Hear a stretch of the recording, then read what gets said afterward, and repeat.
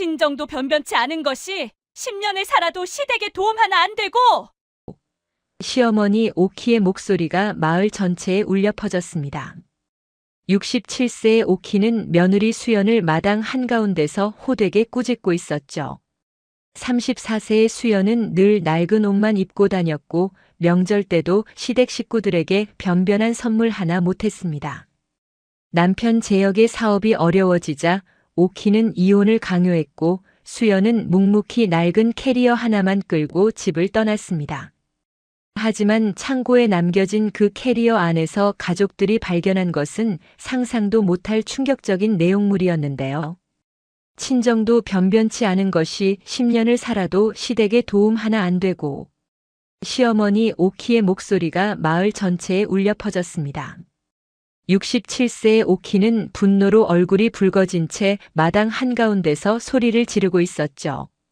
며느리 수연은 고개를 숙인 채 조용히 서 있었습니다. 34세의 수연은 언제나처럼 낡은 남색 카디건을 걸치고 있었어요. 소매 끝은 해지고 단추 하나는 색이 달랐습니다. 10년 동안 시집살이를 하면서 수연이 새 옷을 산 적은 거의 없었죠. 옆집 김씨 아주머니가 담장 너머로 고개를 내밀었습니다. 이런 소동이 벌어지면 마을 사람들은 귀가 솔깃해지곤 했거든요. 저기 박씨 며느리 또 혼나고 있네.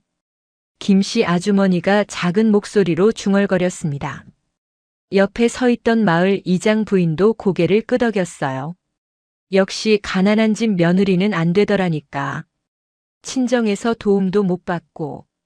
마을 사람들의 시선이 따가웠지만 수연은 아무 말도 하지 않았습니다. 그저 입술만 꾹 다물고 서 있을 뿐이었죠. 어머니, 목소리 좀 낮추세요. 온 동네가 다 듣잖아요. 37세의 재혁이 어머니를 말렸지만 오키는 들은 척도 하지 않았습니다. 오히려 목소리는 더 커졌어요. 들으면 어때? 사실인데. 명절 때 우리한테 뭘 해준 게 있어? 친정에서 보내준 것도 없고 본인이 번 돈도 없으면서.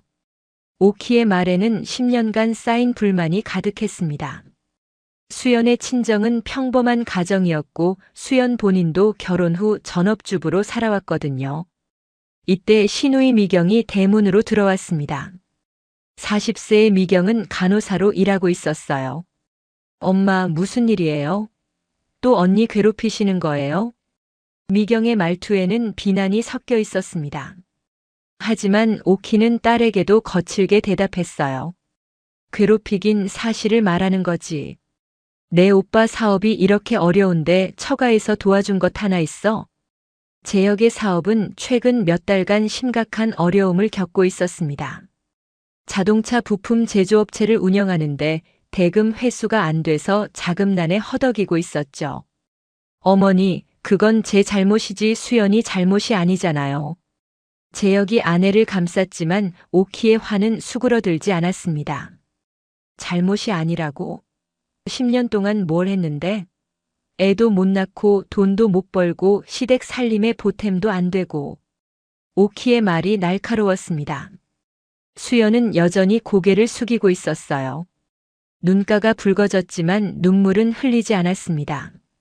어머님 죄송합니다. 수연의 목소리는 작고 담담했습니다. 사과에도 감정이 실려 있지 않았어요. 마치 이미 체념한 사람처럼 말이죠. 죄송하다고 해서 될 일이야? 이제 그만 정리하는 게 낫겠어. 재혁아, 이혼 생각해봐. 오키의 폭탄 선언에 마당이 조용해졌습니다. 재혁은 어머니를 믿을 수 없다는 표정으로 바라봤어요. 어머니, 그게 무슨 말씀이세요? 내 말 못 들었어? 이혼하라고. 이런 며느리 데리고 있으면 우리 집안만 망해. 미경이 끼어들었습니다. 엄마, 그건 너무 심한 거 아니에요? 언니가 뭘 잘못했다고요? 하지만 오키는 딸의 말도 무시했어요.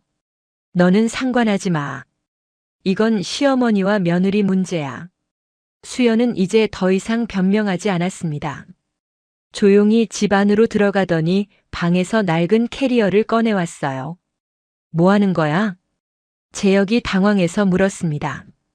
수연은 침착하게 대답했어요. 짐 싸는 거예요. 어머님 말씀이 맞아요.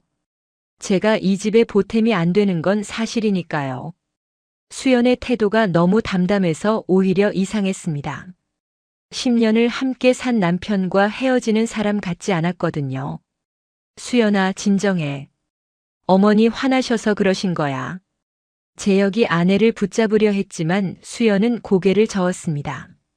아니에요. 어차피 이렇게 될 거였어요. 저도 준비는 하고 있었어요. 수연의 말에 재혁은 더욱 당황했습니다. 아내가 이미 마음의 준비를 하고 있었다는 게 믿기지 않았거든요. 1시간 후 수연은 캐리어 하나만 끌고 집을 나섰습니다. 옷가지 몇 벌과 세면도구만 챙겼어요. 다른 건 아무것도 가져가지 않았습니다. 수연아, 정말 가는 거야? 재혁이 마지막으로 붙잡았지만 수연은 미소를 지었습니다. 저 때문에 오빠가 어머니와 사이가 나빠지는 건 원치 않아요. 그냥 이게 나은 것 같아요. 수연이 대문을 나서자 마을 사람들이 수군거렸습니다. 역시 오래 못 가더라. 이장 부인이 혀를 찼어요. 가난한 집안 며느리 들이면 저런 꼴 당하는 거야. 김씨 아주머니도 고개를 끄덕였습니다. 하지만 구멍 가게를 운영하는 순덕 할머니만은 다른 표정이었어요. 72세의 순덕 할머니는 의미심장한 눈빛으로 수연의 뒷모습을 바라봤습니다. 저 아이 뭔가 숨기고 있었어. 분명히. 순덕 할머니는 혼잣말로 중얼거렸습니다. 오랜 세월 동네에서 살면서 사람을 보는 눈이 생긴 할머니였거든요. 수연이 마을 버스 정류장으로 걸어가는 동안 뒤에서 미경이 달려왔습니다. 언니, 잠깐만요. 미경이 숨을 헐떡이며 수연을 붙잡았어요. 언니, 정말 이렇게 가는 거예요? 오빠한테 한 번만 더 기회를 주면 안 돼요? 수연은 미경의 손을 잡았습니다. 미경아, 고마워. 그동안 잘 지내. 그게 무슨 말이에요? 언니, 뭔가 이상해요. 10년을 같이 살았는데 이렇게 쉽게 포기할 사람이 아니잖아요. 미경의 말이 맞았습니다. 수연은 언제나 참을성이 강한 사람이었거든요. 시어머니가 아무리 구박해도 묵묵히 견뎌냈던 사람이었어요. 그냥 이게 맞는 것 같아. 나는 괜찮으니까 걱정하지 마. 수연이 버스에 올랐습니다. 창문 너머로 손을 흔드는 수연을 보며 미경은 이상한 느낌을 지울 수 없었어요. 뭔가 숨기고 있어. 언니가 뭔가를 숨기고 있다고. 미경은 직감적으로 느꼈습니다. 하지만 그게 무엇인지는 알 수 없었죠. 그날 저녁 집으로 돌아온 오키는 홀가분하다는 표정을 지었습니다. 이제야 좀 시원하네. 쓸데없는 며느리 때문에 속만 썩었어. 하지만 재혁은 식탁에 앉아 밥도 먹지 않았습니다. 아내가 떠난 게 실감나지 않았거든요. 재혁아, 밥 먹어. 새로운 시작이야. 오키가 아들을 다독였지만 재혁은 대답하지 않았습니다. 미경도 석연치 않은 표정이었어요. 엄마, 정말 이게 맞는 건가요? 언니가 너무 쉽게 포기한 것 같아서 이상해요.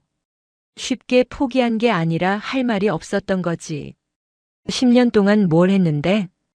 오키는 여전히 며느리에 대한 불만이 가득했습니다. 그날 밤 재혁은 잠을 이룰 수 없었습니다. 아내가 없는 방이 너무 텅 비어 보였거든요. 10년을 함께 산 사람이 하루아침에 사라진 게 믿기지 않았습니다. 수연아, 너 정말 어디 간 거야? 재혁은 천장을 바라보며 중얼거렸습니다.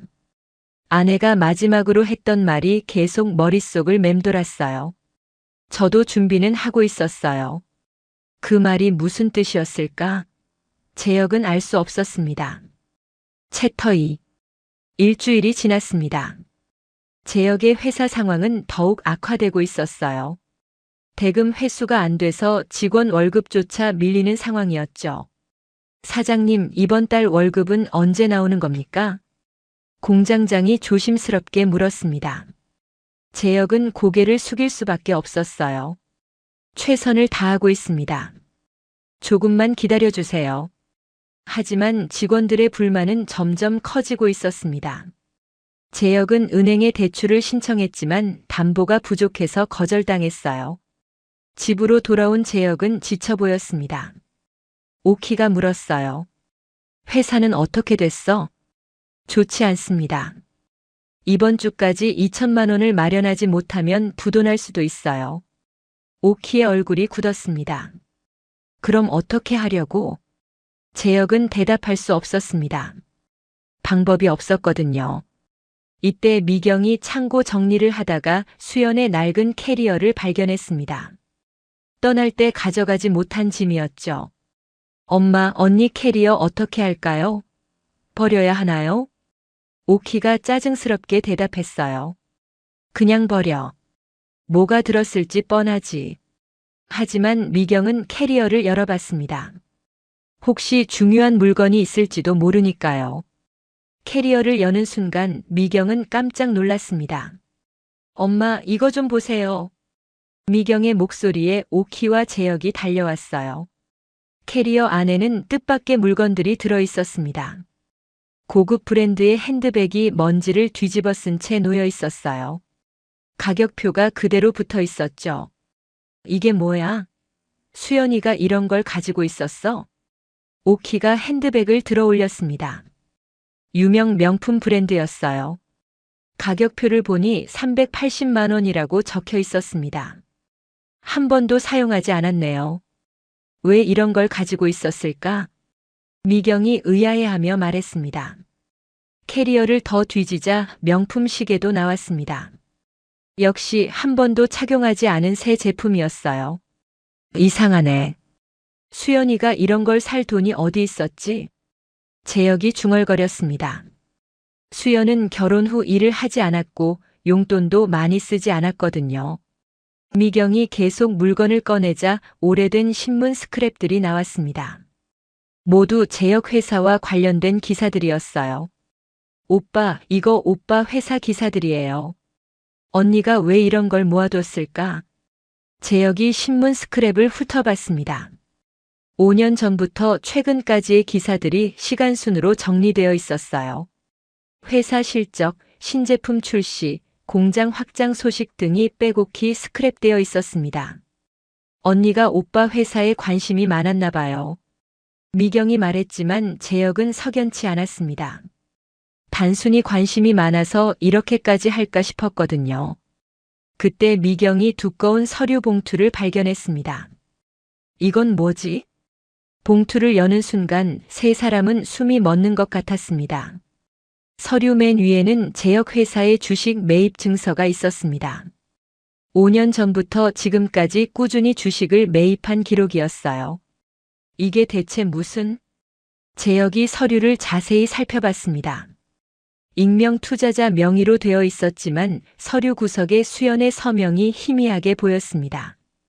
언니가 오빠 회사 주식을 샀다는 거예요? 미경이 믿을 수 없다는 표정으로 물었습니다. 재혁은 서류를 한 장 한 장 넘겨봤어요. 총 투자 금액을 계산해 보니 3억 원이 넘었습니다. 3억? 수연이가 어디서 이런 돈을? 오키도 당황했습니다. 며느리가 가난한 집안 출신이라고 생각했는데 이런 큰 돈을 투자했다는 게 믿기지 않았거든요. 재혁은 갑자기 무언가 떠올랐습니다. 잠깐 5년 전에 회사가 큰 위기를 겪었을 때가 있었어. 그때 익명 투자자가 나타나서 회사를 살려줬는데 그 투자자가 언니였다는 거예요? 미경이 놀라서 물었습니다. 재혁은 다시 서류를 확인했어요. 투자 시기가 정확히 일치했습니다. 3년 전에도 2년 전에도 회사가 어려울 때마다 익명 투자자가 나타났었죠. 수연이가 우리 회사를 계속 도와줬다는 거야? 재혁의 목소리가 떨렸습니다. 미경이 다른 봉투를 열어봤습니다. 이번에는 부동산 등기 부등본이 나왔어요. 엄마, 이것 좀 보세요. 언니 이름으로 된 부동산이 여러 개예요. 오키가 서류를 받아들고 살펴봤습니다. 서울 강남에 있는 상가 건물 2채, 지방의 토지 5필지가 수연 명의로 되어 있었어요. 이게 대체 어떻게 된 거야? 오키는 혼란스러웠습니다. 가난한 며느리라고 생각했는데 알고 보니 엄청난 재산을 가지고 있었던 거예요. 재혁은 캐리어 안을 더 뒤졌습니다. 작은 수첩이 하나 나왔어요. 수첩을 펼쳐보니 수연의 글씨로 빼곡히 적혀 있었습니다. 재혁 오빠 회사 위기 2천만 원 필요. 내 주식 일부 매각해서 익명 계좌로 송금 완료. 그 아래에는 날짜가 적혀 있었어요. 5년 전이었습니다. 시어머니 무릎 수술비. 병원에 익명 기부로 처리. 어머니가 자존심 상하실까봐. 3년 전 날짜였습니다. 재혁은 그때를 떠올렸어요. 어머니가 무릎 수술을 받았는데 병원비가 부담스러웠거든요. 그런데 병원에서 익명 기부자가 수술비를 대신 냈다고 했었죠. 엄마 수술비도 언니가 낸 거였어요. 미경이 떨리는 목소리로 말했습니다. 오키는 할 말을 잃었습니다. 수첩에는 더 많은 내용이 적혀 있었습니다. 시아버지 환갑잔치. 내 돈으로 준비했지만 재혁 오빠 돈으로 한 것처럼 처리. 재혁은 그때를 기억했습니다. 아버지 환갑잔치를 준비하느라 돈이 많이 들었었죠. 그런데 자신이 준비한 것처럼 되어 있었어요. 아내가 뒤에서 도와준 줄은 몰랐습니다. 미경 결혼 자금 3천만 원. 익명으로 지원. 미경의 눈이 커졌습니다. 엄마, 제 결혼 자금도 언니가 준 거였어요? 저는 오빠가 준 줄 알았는데. 미경이 울먹이며 말했습니다. 재혁은 수첩을 계속 읽어 내려갔어요. 시댁빚 5천만 원. 몰래 갚아줌. 가족들이 알면 자존심 상할 것 같아서. 재혁의 손이 떨렸습니다. 2년 전에 집안에 큰 빚이 있었는데 갑자기 사라졌었거든요. 당시에는 누군가 착각해서 빚을 탕감해 준 줄 알았어요. 수연이가 다 갚아준 거였어? 재혁의 목소리에 감정이 복받쳤습니다. 오키는 주저앉았습니다. 내가 그 아이한테 뭘 한 거야? 오키의 목소리가 떨렸습니다. 미경이 캐리어 맨 아래에서 또 다른 서류를 발견했습니다. 오빠, 이거 대학 졸업장이에요. 졸업장을 보니 명문대 경영학과였습니다. 그것도 수석 졸업이었어요. 수연이가 명문대를 나왔다고? 왜 우리한테 말 안 했지? 재혁이 믿을 수 없다는 표정이었습니다. 미경이 다른 서류를 확인했습니다. 엄마, 이거 가족관계 증명서인데요. 언니 아버지가 박진우라고 적혀 있어요. 박진우? 그 이름 어디서 들어봤는데? 오키가 기억을 더듬었습니다. 재혁이 갑자기 깨달았어요. 박진우 회장? 10년 전에 교통사고로 돌아가신 그분? 그래, 맞아. 지역에서 유명한 기업가였지. 그런데 왜 그분 이름이 여기 있어? 오키가 의아해했습니다. 미경이 서류를 자세히 살펴봤어요. 엄마, 언니가 박진우 회장의 외동딸이래요. 그리고 아버지가 돌아가시면서 전 재산을 상속받았대요. 세 사람은 충격에 빠졌습니다. 그럼 수연이가 재벌가 상속녀였다는 거야? 재혁은 믿을 수가 없었습니다. 10년 동안 함께 살면서 아내가 이런 비밀을 숨기고 있었다는 게 말이죠. 왜 말 안 했을까? 왜 우리한테 숨겼을까? 미경이 울먹이며 물었습니다. 재혁은 캐리어 안에서 마지막 서류를 발견했어요. 수연의 일기장이었습니다. 일기장을 펼쳐보니 10년 전 결혼 직후부터 적혀 있었어요. 재혁 오빠와 결혼했다. 오빠는 내가 재산이 많다는 걸 알면 부담스러워할 것 같다. 그냥 평범하게 살고 싶다. 오빠를 진심으로 사랑하니까. 재혁의 눈에 눈물이 맺혔습니다. 오키는 더 이상 견딜 수 없었어요. 내가 그 착한 아이를 가난뱅이라고 내쫓았어. 내가 정말 못된 시어머니였구나. 오키가 바닥에 주저앉으며 울기 시작했습니다. 미경도 눈물을 흘렸어요. 언니가 우리를 위해서 모든 걸 숨기고 있었구나. 세 사람은 캐리어 앞에서 한참을 말없이 앉아 있었습니다. 수연이 얼마나 큰 희생을 했는지 이제야 깨달은 거예요. 다음 날 아침 재혁은 수연의 일기장을 계속 읽었습니다. 밤새 한숨도 자지 못했어요. 시어머니가 내 옷차림을 싫어하신다. 명품을 입으면 더 싫어하실 것 같아서 낡은 옷만 입기로 했다. 재혁은 아내가 왜 늘 낡은 옷만 입고 다녔는지 이제야 이해했습니다. 일기는 계속됐어요. 명절 때 비싼 선물을 하면 시댁 식구들이 부담스러워할 것 같다. 그냥 검소하게 사는 게 낫겠다. 미경이 재혁 옆에 앉았습니다. 오빠, 언니 일기 읽어봤어요? 재혁이 고개를 끄덕였어요. 우리가 언니를 얼마나 오해했는지 모르겠어. 미경의 목소리가 떨렸습니다. 오키도 부엌에서 나왔어요. 밤새 울어서 눈이 퉁퉁 부어 있었습니다. 수연이를 찾아야 해. 당장 찾아야 한다고. 오키의 목소리에는 절박함이 묻어 있었습니다. 하지만 어디서 찾아야 할지 아무도 몰랐어요. 수연은 휴대폰도 바꾼 것 같았고 연락이 되지 않았거든요. 일단 친구들한테 물어볼게요. 미경이 말했지만 수연의 친구들도 연락처를 모른다고 했습니다. 이때 동네 순덕 할머니가 집을 찾아왔어요. 수연 씨 찾고 계시죠? 오키가 황급히 물었습니다. 할머니, 혹시 수연이가 어디 갔는지 아세요? 순덕 할머니가 고개를 끄덕였어요. 그 아이가 떠나기 전에 저한테 왔었어요. 서울로 간다고 하더라고요. 서울 어디요? 재혁이 다급하게 물었습니다. 강남에 작은 카페를 열고 싶다고 했어요. 조용히 살고 싶대요. 할머니의 말에 재혁은 희망을 얻었습니다. 그런데 왜 진작 말씀 안 하셨어요? 미경이 물었습니다. 순덕 할머니가 한숨을 쉬었어요. 수연 씨가 부탁했거든요. 아무한테도 말하지 말라고. 특히 가족들한테는 절대 말하지 말래요. 왜요? 왜 그랬을까요? 오키가 애타게 물었습니다. 자존심 때문이었겠죠. 쫓겨난 사람이 다시 찾아올 순 없잖아요. 할머니의 말에 오키는 더욱 가슴이 아팠습니다.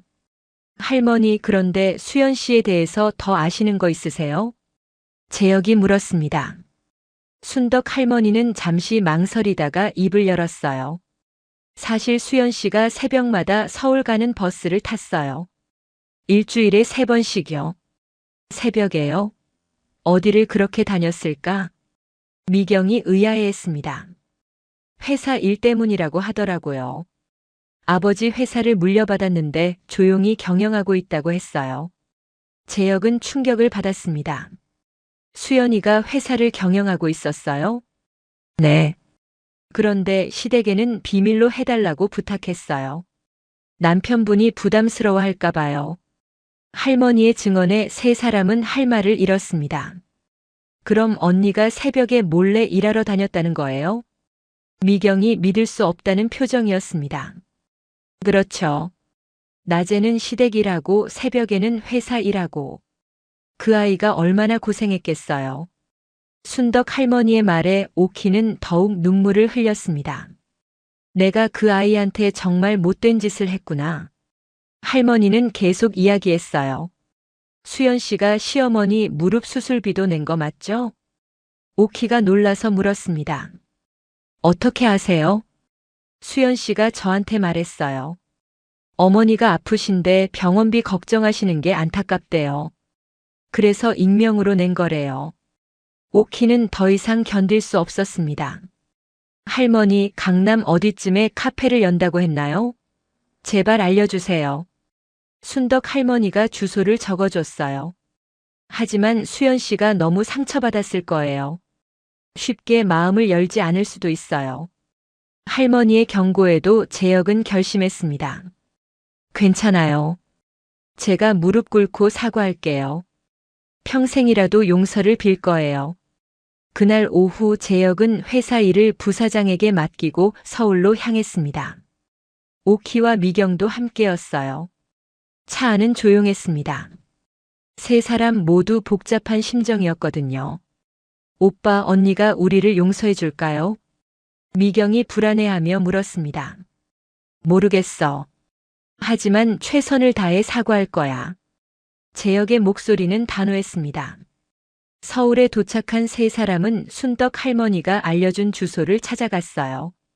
강남의 한적한 골목에 작은 카페가 있었습니다.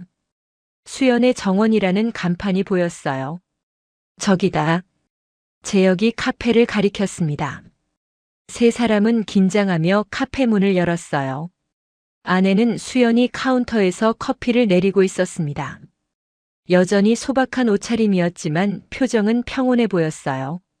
수연이 손님이 들어온 걸 보고 고개를 들었습니다. 가족들을 보는 순간 깜짝 놀라며 커피잔을 떨어뜨릴 뻔했어요. 어떻게 여기를? 수연의 목소리가 떨렸습니다. 재혁이 먼저 다가갔어요. 수연아, 우리가 모든 걸 알게 됐어. 수연의 얼굴이 굳었습니다. 뭘 알게 됐다는 거예요? 캐리어 안에 있던 거 다 봤어. 주식 매입 증서도 부동산 서류도 일기장도. 재혁의 말에 수연은 침묵했습니다.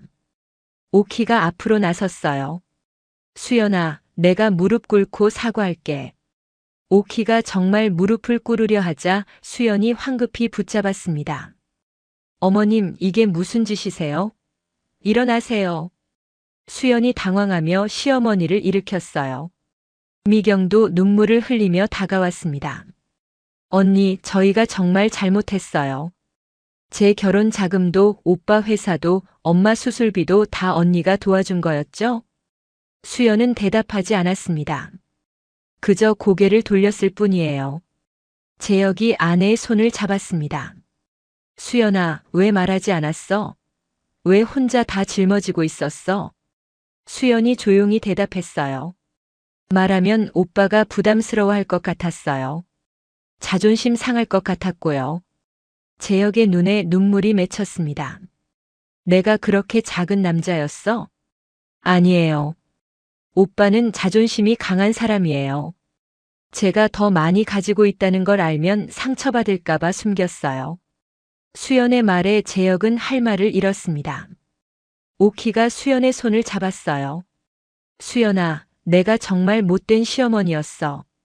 너를 가난뱅이라고 무시하고 쫓아냈잖아. 어머님 괜찮아요. 저도 이해해요. 수연의 목소리는 담담했지만 눈에는 눈물이 맺혔습니다. 괜찮을 리가 있어? 우리가 너한테 얼마나 못되게 굴었는데. 미경이 울먹이며 말했습니다. 이때 카페 안쪽에서 한 남자가 나왔습니다. 45세 정도 되어 보이는 정장 차림의 남자였어요. 사장님, 회의 시간입니다. 남자가 수연에게 말했습니다. 재혁이 의아해했어요. 사장님? 수연이 한숨을 쉬었습니다. 이분은 제 비서 우진 씨예요. 비서? 미경이 놀라서 물었습니다. 수연은 이제 더 이상 숨길 수 없다는 걸 깨달았어요. 사실 저는 아버지 회사를 물려받아서 경영하고 있어요. 세 사람은 순덕 할머니한테서 들었지만 직접 듣는 건 또 다른 충격이었습니다. 어떤 회사를 경영하고 있어? 재혁이 조심스럽게 물었습니다. 수연은 잠시 망설이다가 대답했어요. 아버지가 하시던 전자부품 제조업체예요. 직원이 200명 정도 되고요. 200명? 오키가 놀라서 되물었습니다. 네. 규모는 크지 않지만 안정적으로 운영하고 있어요. 수연의 말은 겸손했지만 200명 규모면 결코 작은 회사가 아니었습니다. 그럼 새벽마다 서울에 온 건 회사 일 때문이었어요. 새벽 회의를 하고 낮에는 시댁으로 돌아갔죠. 미경이 믿을 수 없다는 표정이었어요. 언니, 그럼 잠은 언제 잤어요? 수연이 쓸쓸하게 웃었습니다. 차에서 자거나 짬짬이 잤어요. 괜찮았어요. 괜찮을 리가 없잖아. 재혁이 목소리를 높였습니다. 나는 내가 집에서 편하게 지내는 줄 알았어. 근데 새벽부터 일하러 다녔다니. 재혁의 목소리에 자책감이 묻어 있었습니다. 비서 우진이 조심스럽게 말했어요. 사장님은 정말 대단하신 분입니다. 회사를 물려받았을 때 적자였는데 5년 만에 흑자로 돌려놓으셨거든요. 오키는 며느리를 다시 보게 됐습니다. 수연아, 내가 그렇게 대단한 사람이었구나. 수연이 고개를 저었어요. 대단한 게 아니에요. 그냥 할 일을 했을 뿐이에요. 우진이 계속 설명했습니다. 사장님이 재혁 씨 회사가 어려울 때마다 도운 것도 사실입니다. 익명으로 투자하셨죠. 재혁이 아내를 바라봤어요. 그게 다 너였어? 수연이 고개를 끄덕였습니다. 오빠 회사가 어려운 걸 보는 게 너무 힘들었어요. 도와주고 싶었는데 오빠한테 직접 말하면 자존심 상할 것 같아서 익명으로 했어요. 재혁의 눈에 눈물이 흘렀습니다.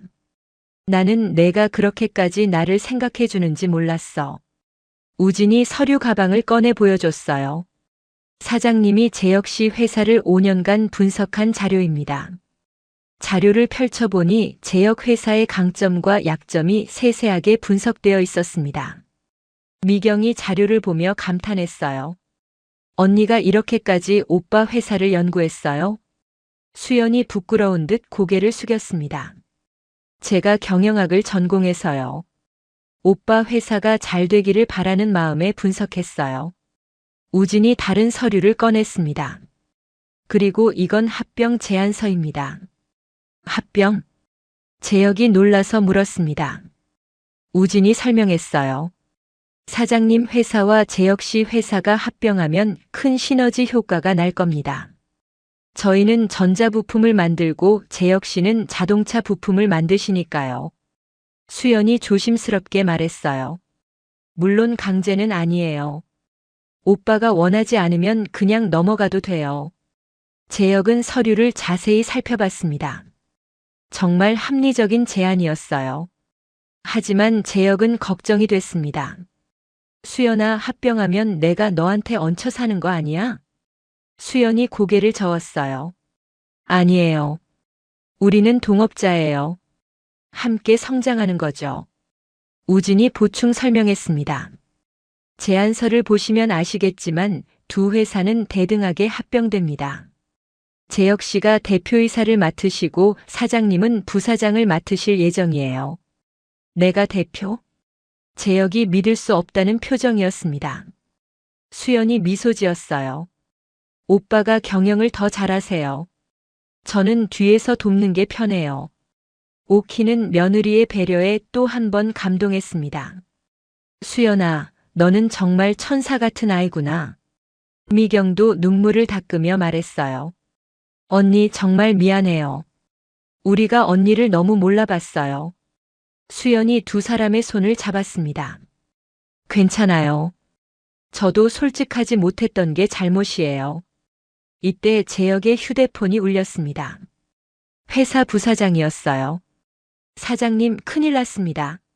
주거래 업체에서 계약을 해지하겠대요. 재혁의 얼굴이 굳었습니다. 뭐라고? 왜 갑자기? 상대 업체가 더 좋은 조건을 제시했나 봅니다. 이러면 우리 회사 매출의 40%가 날아가요. 재혁은 당황했습니다. 회사가 다시 위기에 빠진 거예요. 수연이 재혁의 표정을 보고 물었습니다. 무슨 일이에요? 재혁이 한숨을 쉬며 설명했어요. 주거래 업체가 계약을 해지한대. 큰일이야. 수연은 잠시 생각하더니 우진에게 말했습니다. 우진 씨, 제이테크 사장님께 전화 좀 해주세요. 제이테크요? 재혁이 의아해했습니다. 제이테크는 업계에서 유명한 대기업이었거든요. 우진이 전화를 걸었어요. 잠시 후 통화가 연결됐습니다. 사장님, 저희 사장님이십니다. 우진이 수연에게 전화를 건넸습니다. 수연이 전화를 받았어요. 김 사장님, 저예요. 박수연입니다. 전화 너머에서 반가운 목소리가 들렸습니다. 아, 박 사장님. 오랜만이에요. 김 사장님, 부탁이 하나 있어요. 저희 남편 회사와 거래를 해주실 수 있으세요? 수연의 말에 재혁은 놀랐습니다. 남편 회사요? 물론이죠. 박 사장님 부탁이면 당연히 들어드려야죠. 감사합니다. 곧 연락드릴게요. 수연이 전화를 끊고 재혁을 바라봤어요. 오빠, 이제 괜찮을 거예요. 제이테크가 오빠 회사와 거래하겠대요. 재혁은 믿을 수 없었습니다. 수연아, 내가 대기업 사장이랑 친구야? 수연이 수줍게 웃었어요. 아버지 때부터 알던 분이에요. 가끔 도움을 주고받았죠. 오키는 며느리가 대단하다는 걸 다시 한번 깨달았습니다. 수연아, 너는 우리한테 왜 이런 걸 숨기고 있었니? 수연이 조용히 대답했어요. 제가 능력 있다는 걸 보여주면 오빠가 위축될까 봐요. 오빠가 당당하게 살았으면 좋겠어요. 재혁은 아내의 말에 가슴이 뭉클했습니다. 나는 내가 그렇게까지 나를 배려해 줄 줄 몰랐어. 우진이 시계를 보며 말했습니다. 사장님, 회의 시간이 임박했습니다. 수연이 고개를 끄덕였어요. 가족들을 보며 미안한 표정을 지었습니다. 죄송해요. 오늘 중요한 회의가 있어서요. 괜찮아. 우리가 기다릴게. 재혁이 말했습니다. 수연은 회의실로 들어갔고 가족들은 카페에서 기다렸어요. 미경이 오빠에게 물었습니다. 오빠 정말 합병할 거예요? 재혁이 고개를 끄덕였습니다. 그래야 할 것 같아. 수연이가 제안한 거니까 좋은 방법일 거야. 오키도 동의했어요. 수연이는 똑똑한 아이야. 그 아이 말을 들어야 해. 1시간 후 수연이 회의를 마치고 나왔습니다. 가족들이 아직도 기다리고 있는 걸 보고 놀랐어요. 아직도 계셨어요? 수연이 물었습니다. 재혁이 일어났어요. 수연아, 우리 집으로 돌아가자. 다시 시작하자. 수연은 망설였습니다. 수연은 재혁의 제안에 선뜻 대답하지 못했습니다. 오빠, 제가 다시 돌아가면 어머님이 불편하실 거예요. 오키가 급히 말했어요. 아니야, 수연아. 내가 너한테 정말 미안해. 다시 돌아와 줘. 수연은 여전히 주저했습니다. 어머님, 저는 괜찮아요. 여기서 혼자 지내는 것도 나쁘지 않아요. 미경이 언니의 손을 잡았습니다. 언니, 우리가 정말 반성하고 있어요. 한 번만 기회를 주세요. 수연의 눈에 눈물이 맺혔습니다. 다들 이렇게 말씀하시면 제가 어떻게 거절해요. 그럼 돌아온다는 거야? 재혁이 기대에 찬 목소리로 물었습니다. 수연이 고개를 끄덕였어요. 하지만 조건이 있어요. 뭐든지 들어줄게. 재혁이 단호하게 말했습니다. 수연이 진지하게 말했어요. 저는 앞으로도 회사 일을 계속할 거예요. 새벽에 서울 오는 것도 계속할 거고요. 당연하지. 내일인데 당연히 해야지. 재혁이 당연하다는 듯 대답했습니다.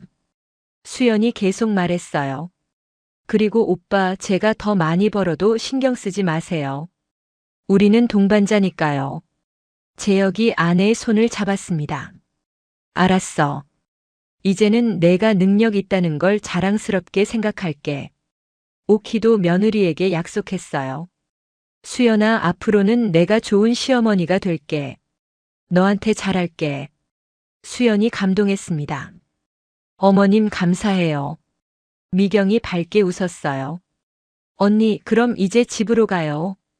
수연은 카페 정리를 우진에게 맡기고 가족들과 함께 고향으로 돌아갔습니다. 차 안에서 재혁이 물었어요. 수연아, 그런데 회사 규모가 정말 200명이야? 수연이 살짝 미소 지었습니다. 사실 조금 더 커요. 얼마나? 지금은 직원이 500명 정도 돼요. 500명? 미경이 놀라서 되물었습니다. 네. 최근 2년 사이에 많이 성장했어요. 재혁은 아내가 대단하다는 걸 새삼 느꼈습니다. 너 정말 대단해. 수연이 겸손하게 말했어요. 직원들이 열심히 해준 덕분이에요. 고향 마을에 도착하자 소문이 빠르게 퍼졌습니다. 순덕 할머니가 제일 먼저 달려왔어요. 수연 씨, 다시 돌아왔구나. 할머니, 보고 싶었어요. 수연이 할머니를 안았습니다. 마을 사람들도 하나둘 모여들었어요. 하지만 이번에는 분위기가 달랐습니다. 오키가 마을 사람들 앞에서 큰 소리로 말했어요. 여러분, 우리 며느리는 대단한 사람입니다. 회사 경영하는 사장님이에요. 마을 사람들이 놀라서 수군거렸습니다. 정말요? 그 며느리가? 이장 부인이 믿을 수 없다는 표정이었습니다. 네. 직원 500명 거느린 회사 사장이래요. 오키는 자랑스럽게 며느리를 소개했습니다. 김씨 아주머니가 어색하게 웃었어요.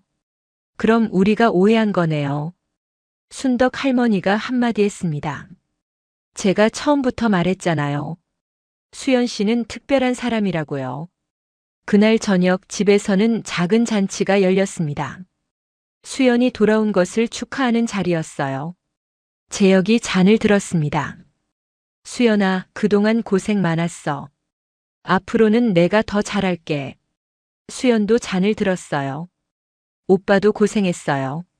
함께 행복하게 살아요. 오키가 며느리에게 선물을 건넸습니다. 금반지였어요. 수연아, 이거 내가 젊었을 때 시어머니한테 받은 거야. 이제 너한테 줄게. 어머님, 이건 너무 귀한 거예요. 수연이 사양했지만 오키는 강하게 권했습니다. 우리 집안의 진짜 며느리한테 주는 거야. 받아줘. 수연이 반지를 받으며 눈물을 흘렸습니다. 미경도 선물을 꺼냈어요. 언니, 이건 제가 준비한 거예요. 언니가 좋아하는 책이에요. 미경아, 고마워. 수연이 동생을 안았습니다. 그날 밤 재혁과 수연은 오랜만에 둘만의 시간을 가졌습니다. 수연아, 앞으로 회사 일은 어떻게 할 거야? 재혁이 물었습니다. 합병하면 제가 부사장으로 일할게요. 오빠를 보좌하는 거죠. 재혁이 고개를 저었어요. 아니야. 내가 대표를 해. 너한테 더 능력이 있잖아. 수연이 미소 지었습니다. 오빠 능력으로만 결정하는 게 아니에요. 오빠가 현장을 더 잘 이해하니까 대표가 맞아요. 재혁은 아내의 배려에 감동했습니다. 그럼 우리 진짜 동업자로 일하는 거지? 당연하죠. 동업자이자 동반자예요. 두 사람은 손을 맞잡았습니다. 다음 날부터 합병 절차가 시작됐습니다. 수연의 변호사와 재혁의 변호사가 만나 조건을 협의했어요.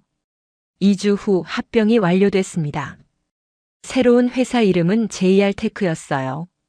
직원들도 합병 소식에 기대감을 보였습니다. 사장님, 이번 합병으로 우리 회사가 더 커질 것 같습니다. 공장장이 밝게 말했습니다. 재혁도 자신감이 생겼어요. 모두 열심히 해봅시다. 수연은 부사장 사무실에서 조용히 일했습니다. 재혁이 대표로서 전면에 나서는 것을 돕는 역할이었죠. 한 달 후 제이테크와의 대규모 계약이 성사됐습니다. 재혁 회사 역사상 최대 규모였어요. 수연아, 이게 다 내 덕분이야. 재혁이 고마워했습니다. 아니에요. 오빠가 잘 준비해서 그래요. 수연은 언제나 겸손했습니다. 회사는 빠르게 성장했어요. 3개월 만에 직원이 100명 더 늘었습니다. 오키는 며느리가 자랑스러웠습니다. 마을 사람들 앞에서 자랑하기 바빴어요. 우리 며느리 덕분에 아들 회사가 대박 났어요.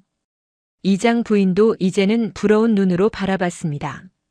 정말 복 받으셨어요. 순덕 할머니가 옆에서 웃었어요. 제가 처음부터 알아봤다니까요. 그날 저녁 수연은 시어머니와 단둘이 이야기를 나눴습니다. 어머님, 그동안 제가 솔직하지 못해서 죄송해요. 오키가 고개를 저었어요. 아니야.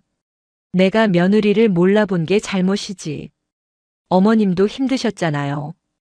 아들 회사 걱정하시느라. 오키의 눈에 눈물이 맺혔습니다. 수연아, 너는 정말 천사 같은 아이야. 우리 집에 와줘서 고마워. 어머님, 저야말로 감사해요. 좋은 가족을 만나서요. 두 사람은 서로를 끌어안았습니다. 며칠 후 수연은 시아버지와도 대화를 나눴어요. 아버님, 건강은 좀 어떠세요? 70세의 시아버지는 요즘 무릎이 안 좋았습니다. 그냥 나이 들어서 그런가 봐. 시아버지가 대수롭지 않게 말했습니다. 수연은 비서에게 전화를 걸었어요. 우진 씨, 제1병원 정형외과 최고 전문의 예약 좀 잡아주세요. 수연이 시아버지의 병원 예약을 해드렸습니다. 수연아, 괜찮아. 그냥 참을 수 있어. 시아버지가 사양했지만 수연은 고집했어요. 아버님, 건강이 제일 중요해요. 꼭 검진 받으세요. 시아버지는 며느리의 마음씨에 감동했습니다. 정말 고마워, 수연아. 일주일 후 검진 결과가 나왔습니다. 다행히 큰 문제는 없었어요. 수연이 최고의 병원에 예약해준 덕분에 정확한 진단을 받을 수 있었습니다. 오키는 며느리가 시아버지까지 챙겨주는 모습에 더욱 감사했어요. 수연아, 내가 우리 집안의 진짜 기둥이야.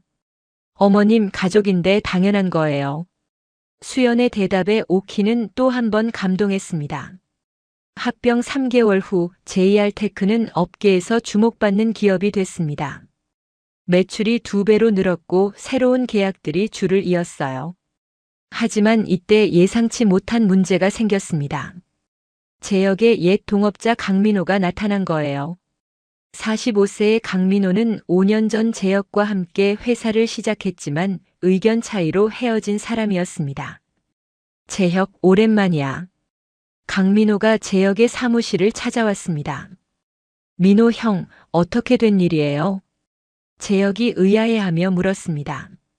너희 회사가 잘 된다는 소문 들었어. 축하해. 강민호의 말투에는 진심이 담겨 있지 않았습니다. 고맙습니다. 제역이 간단히 대답했어요.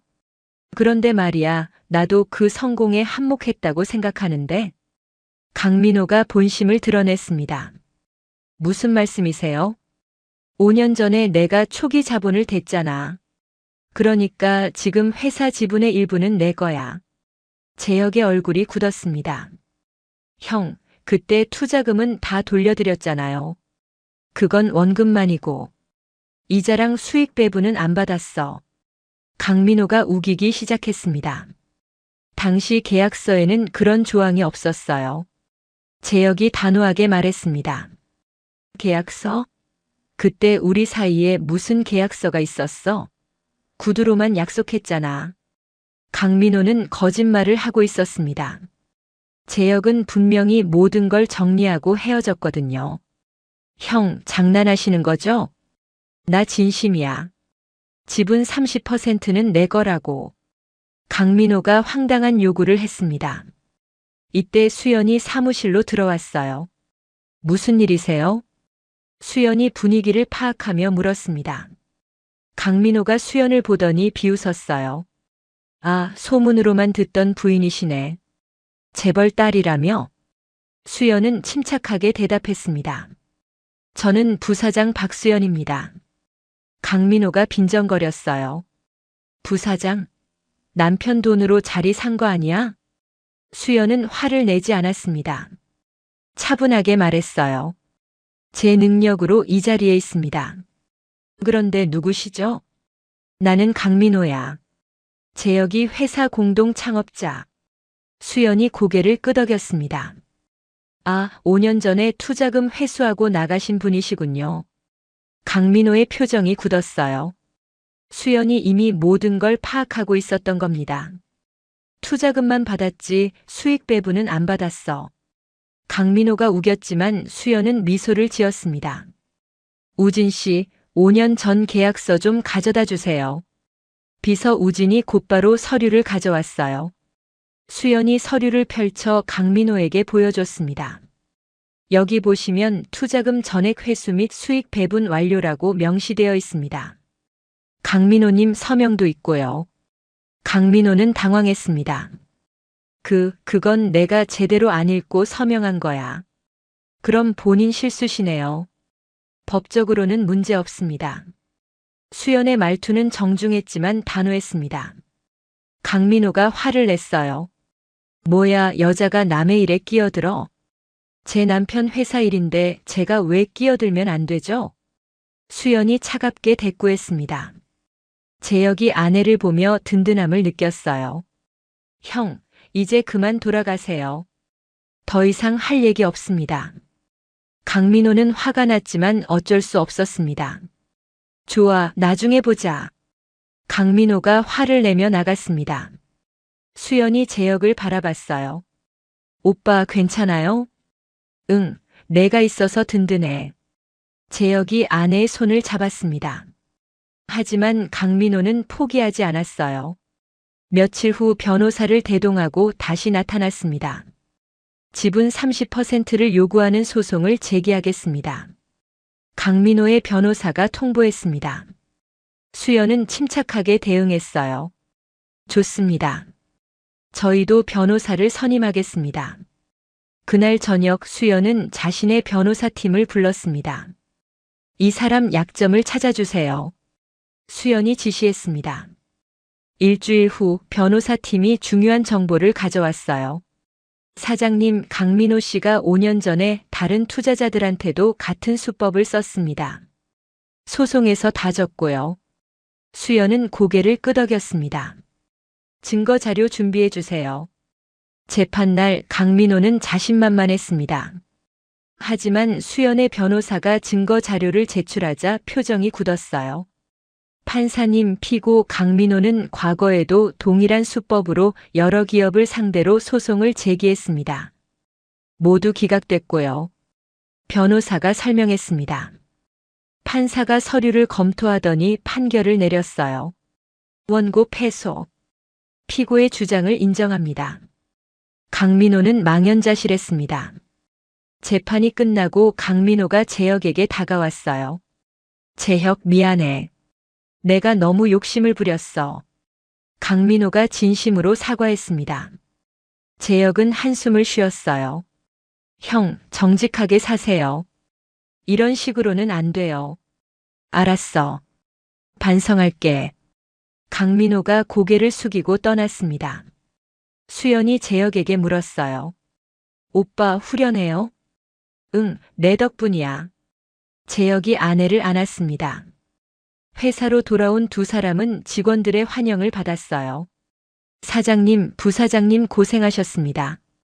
직원들이 박수를 쳤습니다. 수연은 직원들에게 말했어요. 모두 수고했어요. 오늘 저녁은 회식합니다. 직원들이 환호했습니다. 그날 저녁 회식 자리에서 재혁이 직원들에게 말했어요. 우리 회사가 여기까지 온 건 모두 여러분 덕분입니다. 그리고 우리 부사장님 덕분이고요. 직원들이 수연을 향해 박수를 보냈습니다. 수연이 겸손하게 말했어요. 저는 한 일이 별로 없어요. 다들 열심히 해주셔서 감사합니다. 한 직원이 손을 들었어요. 부사장님, 소문으로는 부사장님이 회사를 살린 은인이라던데 사실인가요? 수연이 웃으며 대답했습니다. 우리 모두가 회사를 살렸습니다. 직원들은 수연의 겸손함에 감동했어요. 회식이 끝나고 집으로 돌아온 수연과 재혁을 오키가 기다리고 있었습니다. 수연아, 재혁아 고생했어. 오키가 따뜻하게 맞아줬습니다. 어머니, 저희는 괜찮아요. 재혁이 대답했습니다. 오키가 수연의 손을 잡았어요. 수연아, 너 덕분에 우리 집안이 이렇게 됐어. 정말 고마워. 어머님, 저야말로 감사해요. 수연이 진심으로 말했습니다. 미경도 달려왔어요. 언니, 오빠 축하해요. 뉴스에서 봤어요. 미경이 두 사람을 안았습니다. 그날 밤 가족 모두가 거실에 모였습니다. 재혁이 말했어요. 이제 우리 회사는 안정됐어요. 앞으로 더 성장할 겁니다. 오키가 흐뭇하게 웃었어요. 다 수연이 덕분이야. 어머님, 오빠가 잘해서 그래요. 수연이 남편을 치켜 세웠습니다. 미경이 농담했어요. 우리 오빠 언니한테 복 받았네요. 재혁이 웃으며 아내를 바라봤습니다. 내가 정말 복 받았지. 수연도 남편을 보며 미소 지었어요. 저도 좋은 가족을 만나서 복 받았어요. 오키는 며느리와 아들을 보며 뿌듯했습니다. 정말 보기 좋네. 이제 우리 집안은 든든해. 순덕 할머니가 창문 너머로 인사했어요. 수연 씨 축하해요. 할머니 고맙습니다. 수연이 활짝 웃으며 인사했습니다. 6개월이 흘렀습니다. JR테크는 업계 선두 기업으로 성장했어요. 직원도 800명으로 늘었고 매출은 3배가 됐습니다. 재혁은 이제 자신감 넘치는 경영자가 됐어요. 수연의 조언을 받으면서도 자신만의 경영 철학을 세워나갔죠. 하지만 성공에는 시련이 따르는 법입니다. 경쟁사에서 재혁을 스카우트하려는 시도가 있었어요. 사장님, 저희 회사로 오시면 연봉 2배로 드리겠습니다. 대기업 인사 담당자가 제안했습니다. 재혁은 단호하게 거절했어요. 죄송하지만 제 회사가 있습니다. 사장님, 생각해 보세요. 더 큰 무대에서 일하실 수 있어요. 인사 담당자가 설득했지만 재혁은 흔들리지 않았습니다. 제 무대는 여기입니다.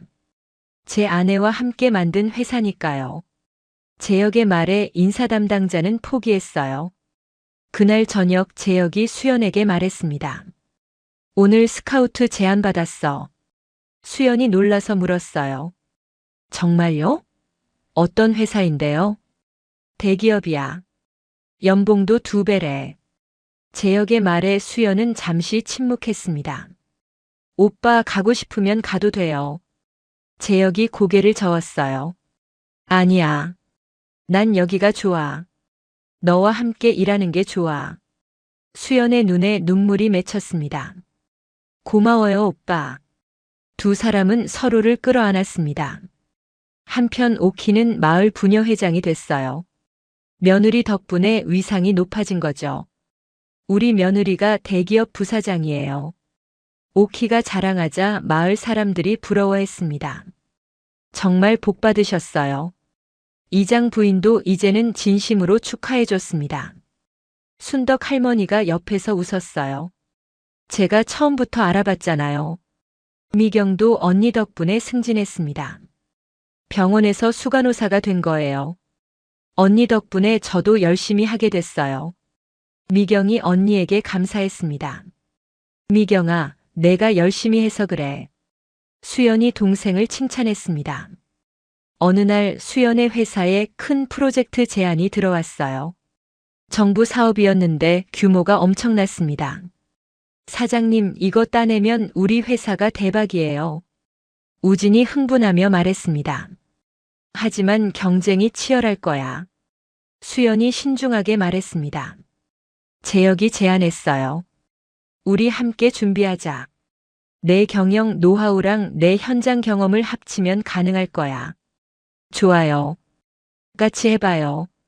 수연이 동의했습니다. 두 사람은 한 달 동안 밤낮으로 제안서를 준비했어요. 오키와 미경도 뒷바라지를 했습니다. 수연아, 밥은 먹고 다녀. 오키가 도시락을 싸줬습니다. 어머니 감사해요. 수연이 고마워했습니다. 드디어 발표날 재혁과 수연은 긴장하며 결과를 기다렸어요. 축하합니다. JR테크가 선정됐습니다. 심사위원이 발표했습니다. 재혁과 수연은 서로를 끌어안으며 기뻐했어요. 해냈어, 수연아.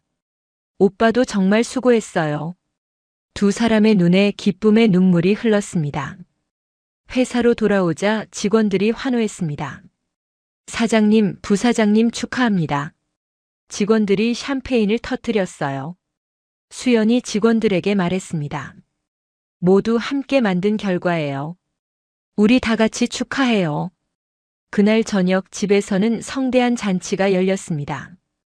오키가 음식을 준비했고 미경도 도왔어요. 순덕 할머니와 마을 사람들도 초대됐습니다. 수연아, 재혁아, 정말 축하해. 오키가 아들과 며느리를 안았습니다. 어머니 덕분이에요. 수연이 진심으로 말했습니다. 순덕 할머니가 축배를 들었어요.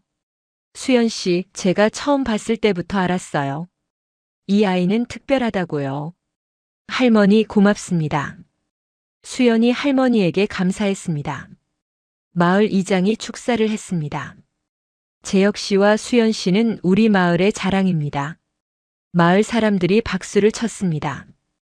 재혁이 일어나 말했어요. 모두 감사합니다. 특히 제 아내 수연에게 감사합니다. 재혁이 아내를 바라보며 말했습니다. 이 사람은 저를 위해 모든 걸 숨기고 살았습니다. 하지만 이제는 당당하게 자랑하고 싶어요. 재혁의 말에 수연은 눈물을 흘렸어요. 수연도 일어나 말했습니다. 저도 남편에게 감사해요. 제 진심을 알아줘서요. 두 사람은 서로를 끌어안았고 모든 사람이 박수를 보냈습니다. 미경이 농담했어요. 오빠 언니 너무 오글거려요. 모두가 웃었습니다. 오키는 행복한 표정으로 며느리와 아들을 바라봤어요. 정말 보기 좋다. 이게 진짜 가족이지. 오키의 말에 모두가 공감했습니다. 잔치가 끝나고 밤이 깊었을 때 재혁과 수연은 마당에 나와 별을 봤습니다. 수연아, 행복해? 재혁이 물었습니다. 너무 행복해요. 오빠는요? 나도 정말 행복해. 두 사람은 손을 맞잡고 별을 바라봤습니다. 앞으로도 함께 행복하게 살자. 재혁이 말했습니다. 당연하죠. 우리는 동반자니까요. 수연이 미소 지으며 대답했습니다. 1년 후 JR테크는 업계 1위 기업이 됐습니다. 직원은 1,000명을 넘어섰고 해외 지사도 생겼어요. 재혁은 이제 업계에서 존경받는 경영자가 됐습니다. 수연은 여전히 뒤에서 남편을 돕고 있었죠. 어느 날 수연이 재혁에게 말했어요. 오빠, 제가 하고 싶은 일이 있어요. 뭔데? 재혁이 궁금해하며 물었습니다. 가난한 여성 창업가들을 돕는 재단을 만들고 싶어요. 수연의 말에 재혁은 감동했습니다. 좋은 생각이야. 당연히 해야지. 재혁이 적극 지지했어요. 한 달 후 수연희망재단이 설립됐습니다. 수연은 개인 재산 10억 원을 기부했어요.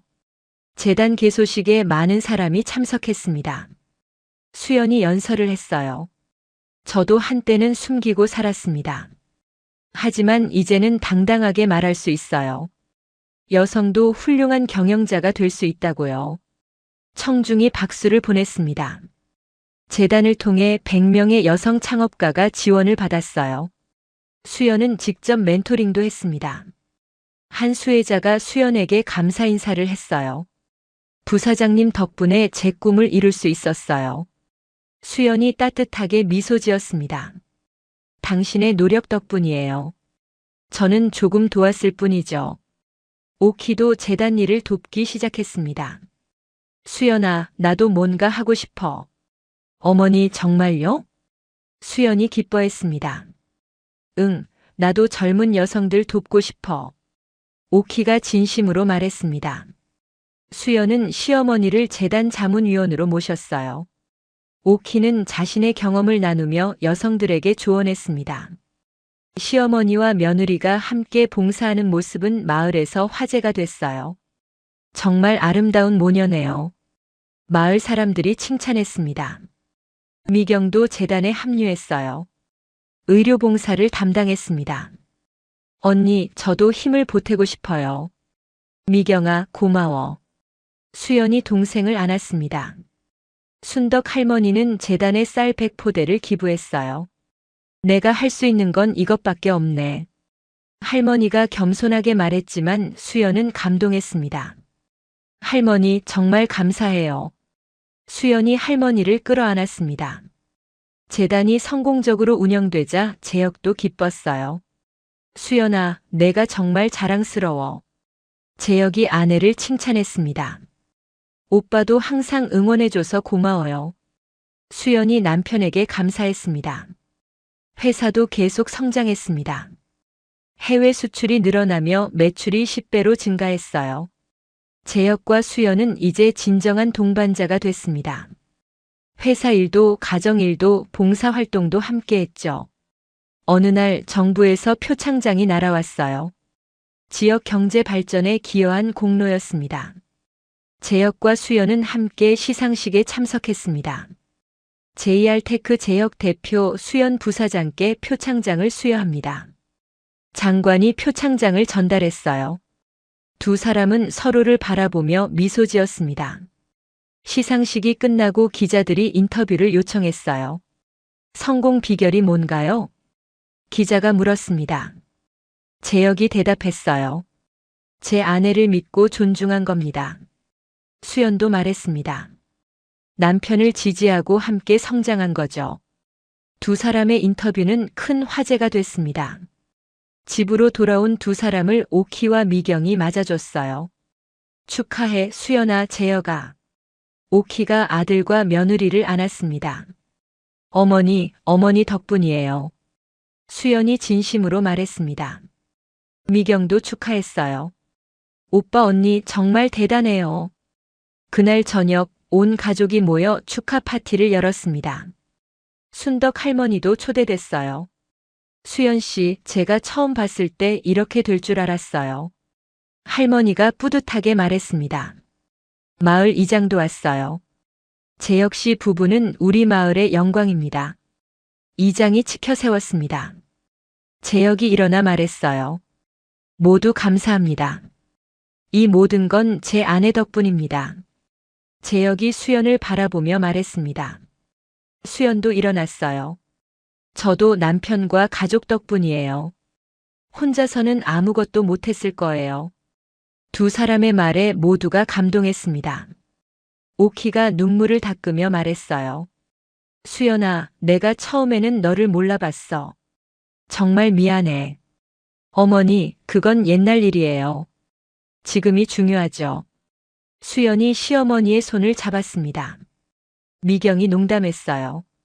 우리 가족 정말 드라마 같아요. 모두가 웃었습니다. 파티가 끝나고 재혁과 수연은 둘만의 시간을 가졌어요. 수연아, 우리 참 먼 길 왔지? 재혁이 감회에 젖어 말했습니다. 그러게요. 처음엔 어떻게 될지 몰랐는데. 수연도 회상하며 말했습니다. 앞으로도 계속 함께 가자. 재혁이 아내의 손을 잡았습니다. 당연하죠. 우리는 동반자니까요. 수연이 미소 지으며 대답했습니다. 몇 년 후 재혁과 수연에게 아이가 태어났습니다. 딸이었어요. 오키는 손녀를 안고 행복해했습니다. 우리 손녀 정말 예쁘다. 어머니 조심히 안으세요. 수연이 웃으며 말했습니다. 미경도 조카를 보며 기뻐했어요. 우리 조카 정말 귀여워. 재혁은 딸을 안고 감동했습니다. 수연아, 우리 딸이 내 닮았으면 좋겠어. 오빠를 닮았으면 좋겠어요. 두 사람은 서로를 바라보며 미소 지었습니다. 순덕 할머니가 집을 찾아와 손녀를 축복했어요. 이 아이가 부모님처럼 훌륭하게 자랄 거예요. 할머니 감사합니다. 수연이 할머니에게 인사했습니다. 회사는 계속 성장했고 재단도 더 많은 사람을 도왔습니다. 재혁과 수연은 이제 업계의 롤모델이 됐어요. 많은 부부가 이들의 이야기를 듣고 싶어 했습니다. 어느 날 대학에서 강연 요청이 왔어요. 재혁과 수연은 함께 무대에 올라 자신들의 이야기를 나눴습니다. 처음에는 오해와 편견이 있었습니다. 수연이 솔직하게 말했습니다. 하지만 진심은 통했습니다. 재혁이 이어서 말했습니다. 진정한 사랑은 서로를 존중하고 지지하는 겁니다. 두 사람이 함께 말했습니다. 청중이 뜨거운 박수를 보냈어요. 강연 후 한 학생이 질문했습니다. 성공의 비결이 뭔가요? 수연이 대답했어요. 솔직함과 신뢰입니다. 서로에게 솔직하고 믿는 거죠. 재혁도 덧붙였습니다. 그리고 함께 성장하려는 의지가 중요해요. 그날 밤 집으로 돌아온 두 사람은 딸을 재우고 마당에 나왔습니다. 별이 쏟아지는 밤하늘 아래서 두 사람은 손을 맞잡았어요. 수연아, 행복해? 재혁이 물었습니다. 이보다 더 행복할 순 없어요. 수연이 미소 지으며 대답했습니다. 나도 그래. 정말 감사해. 재혁이 아내를 안았습니다. 두 사람은 별빛 아래서 서로를 바라보며 약속했습니다. 앞으로도 영원히 함께하자. 그들의 이야기는 많은 사람에게 희망이 됐습니다. 진정한 사랑과 신뢰로 이룬 성공. 그것이 바로 재혁과 수연의 이야기였습니다.